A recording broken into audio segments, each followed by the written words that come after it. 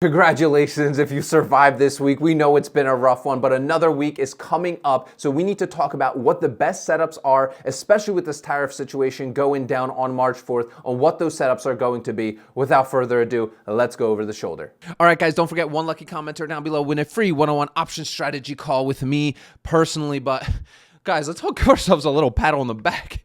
This week, lots of downs and, kind of a lot of ups towards the end there. So we're going to kind of review some news. Obviously, PCE, core PCE inflation declined to 2.6%, which is actually good, right? So it tells us inflation is slowing. So that was some good news that came out. But guys, that's not, this week, right? We got to be keeping an eye out on this tariff situation, right? We don't know what's going to happen. Is this actually going to happen? March 4th is the day that these tariffs are supposed to be implemented on Canada and Mexico. And bro, like nobody obviously ever knows what the market's going to be doing. So, keep an eye out. I'm be showing you guys my plays and setups that I'm looking at for this week. But, we all gotta tread lightly here and just ease into this week and not make any rash decisions. Because this market obviously has been a bit crazy. Obviously, our fear and greed index. We've been hanging out at that extreme fear here, pretty much all week here. So let's all kind of just be patient. Us as option sellers, that is our job. We have to be patient with our setups and not like straight up, guys. I'm going to tell you, especially in this kind of market where there's extreme fear, do not go and chase setups. Don't imagine a setup that's actually not there, because that's how you're going to get burned, and you might end up having to really hold a stock when you could have gotten into it at a much better price. And first of all, if you're new here, I just want to give you a quick welcome. We're going to go into setups here. We're the only option selling community here on YouTube. So if you like selling options and collecting juicy premiums, I ain't got my juice button on me. It's over there on my bookshelf, but we slammed that juice button. So I'll leave a bunch of links in the description for you guys. There's no overpriced courses or anything here, but immerse yourself in our community. And while you're down there, hit like and subscribe. I release new content here every single day. But look, S&P, right? We got, we didn't finish bad, right? We had a rough, week, but overall we kind of recovered towards the end there. Still a little bit down from earlier in the week, but overall, I mean, we can't really complain. It was, there was a little bit of a pretty big dip here this week, but it was nice to see some green yesterday. Okay, it was nice to see some green, but with that said, I don't think this is I don't know. Me personally, I don't think this is going to be a smooth sailing into next week, especially with this tariff news, right? I genuinely don't think so. All right, so let's kind of go over a couple of the big companies where we are seeing some good setups starting to form. Tesla finally is starting to hit towards that bottom Bollinger Band. Okay, now we did see some opportunities through the week.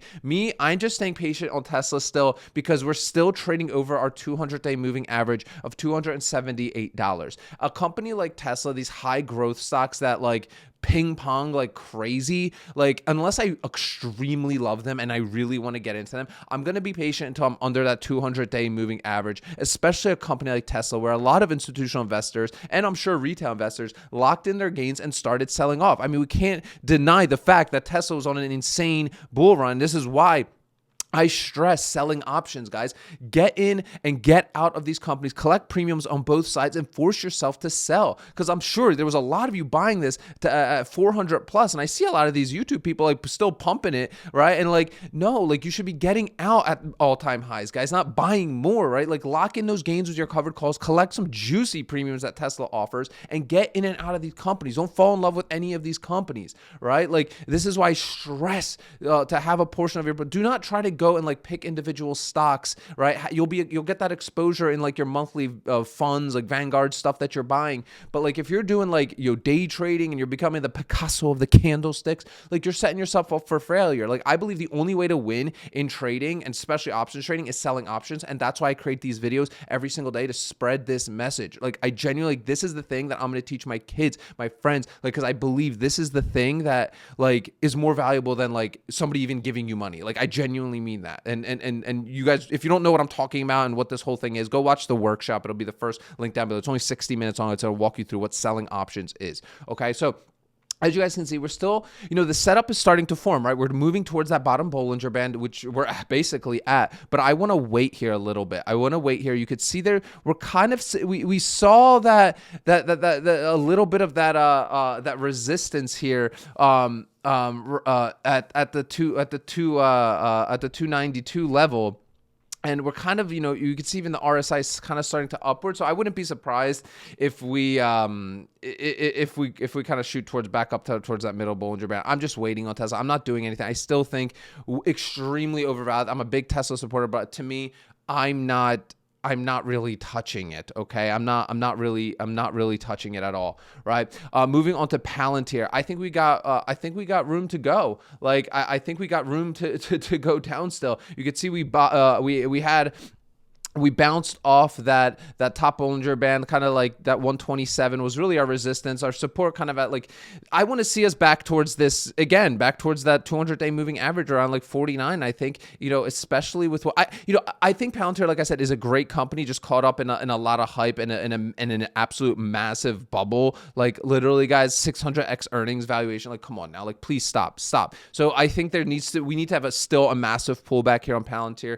I would be looking personally when we're under this 200-day moving average. Like I think and I think we will get there. Like I'm looking even at like, if we even get down to like this 60, I'm looking at puts at like 35-30 a month out, right? Like, cause again, I think this was just a massive hype train, and at these levels, if you're buying it, like unless you have massive conviction, I'm not touching this thing. But again, I do believe in this company. I think it's a great company long term, and I think we will see all-time highs again with Palantir, but it's going to take a long time, right? It's going to take a while. Moving on to SOFI. You guys know I love SOFI. We're still, we're kind of ping-ponging a lot with this. We did call this out many times with our cash secure puts and cover calls. And it's nice. Most of that stuff is just going to expire worthless. We had the 1250s open up, and I know some of you were like, oh, that's not aggressive enough, Pete. Well, dude, with SOFI, again, I'm trying to get, this whole market is still propped up. I think if we truly go into a bear market, we're going to get down a lot lower, right? Like, look, the S&P barely moved, right? Like down, like this wasn't even like a bad week, like by any stretch of the imagination, right? Like at all. And like, look at and we're at an extreme fear on the index, right? So like, again, I'm not trying to build some massive position in SOFI until we kind of start coming back down to reality a little bit more. And 1250 is kind of what my target is when I'm opening up my cash secured puts on SOFI, right? I would love them even at the $10 range. But again, those premiums aren't as juicy. So I'm still watching this. Like every single day I'm watching SOFI, and I'm just staying patient. That's what's nice about being an option seller, guys. I'm not forcing trades. I'm just waiting. I'm waiting to be patient. Like I know a lot of you guys, like you love looking at these day traders and stuff, and they're like doing their little candlestickies, and they're getting in and out of a trade fast. It's a losing game, right, guys? Like only like literally 0.1% of people are successful at that stuff, and it takes a tremendous amount of money, and there's a lot of risk. I think for 99% of us, normal people, which I consider myself a normal person that doesn't stare at charts all day long. And I listen, dude, like my game is make money. Like that's it. That's why I don't even don't even talk a lot about on this channel, like spreads and buying options stuff, which is stuff I'll do here and there. But like those are risky. You can lose money with this. With selling options, you don't really lose money. The worst thing that can happen is you stuck holding a stock for a long time. But either way, you're still hopefully doing covered calls on that and collecting premium, right? So I'm collecting premium on both sides on a weekly and monthly basis. I'm buying stocks at prices I want. I'm selling stocks I want. I'm locking in real gains. Like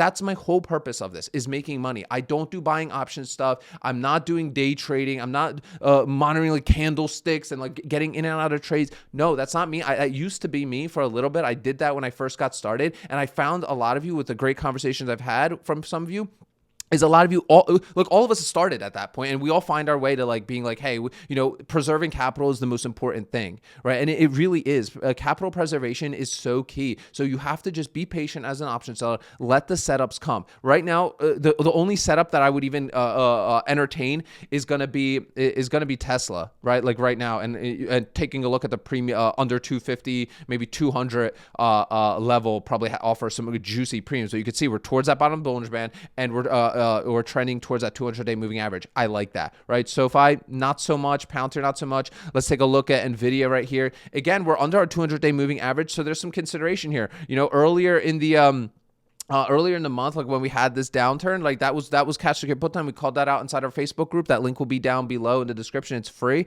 I post trade ideas and stuff in there, and I also have my newsletter down there as well. So check a look. There's 3 links down there. It's not that hard. I'm sure you're a smart investor. Go click them, and it's all stuff to help you out in this stuff. So this was the time to do the cash secured puts, and you could basically you could have gotten in and out of your cash secured puts fairly quickly here, especially as it rebounded, because it was like down at like 114. We had like that. That's it went down a little bit lower beyond that support, but that was cash secured put time. Now it's just being patient. Even though we're on that 200-day moving average, unless you really love it, you could do some cash secured puts right now. We're between the middle and the bottom Bollinger Band. It's fine. Just me personally, I just wait a little bit. I'd wait a little bit till we're trending towards the till we're trending towards that bottom Bollinger Band and getting a little bit more oversold right now because we're 43 at the RSI. But let's say if you want to set up, it's time. AMD, this is the one. This is where I think there's a massive opportunity. Out of all of the companies right now, this is where I think there's the biggest opportunity of all of the hype stocks out there. Every week I've talked about AMD here. I say I love buying AMD under 100 levels. So right now, cash secured puts are as juicy, extremely juicy, right? So if you're an AMD believer, this is the time to really take a look at those cash secured puts. I mean, come on now. We are well below that 200-day moving average of 143. We're at 99. We broke under 100, which is absolutely insane. 29 on the RSI. The premiums are juicy. Go look at just some of the ones from like $80 or $75, even if you want to play it safer. Insane. I think this is like, again, super crazy market overreaction. I do agree AMD is an extremely overvalued company, especially when you compare it to like NVIDIA with like PE ratios and looking at their financials, like all that stuff. But like still, I think there's so much opportunity for AMD. And like me personally, I like getting AMD under 100. So I'm heavily looking at the cash secured puts on AMD. And I think it's the biggest opportunity this week to be on the lookout for. Guys, I hope you enjoyed today's video. Do me a favor, hit like, comment, subscribe for your chance to win a free one-on-one option strategy call, and take a look at those links down below. There's going to be a 60-minute workshop down there. You put it as a pinned comment as well. If you're new to selling options, you have no idea how to even get started with this, I put together a 60-minute presentation that walks you through covered calls, cash secured puts, how to collect premiums. It really gives you everything you need to know on how to start selling options, which I believe is the best options trading strategy. And all you viewers, I think you agree, it is the best options trading strategy. I mean, it's every single day people are posting inside of our Facebook group, collecting those juicy premiums and getting that juice button hit, guys. So remember, sell options, collect premiums, repeat. I will see you guys tomorrow.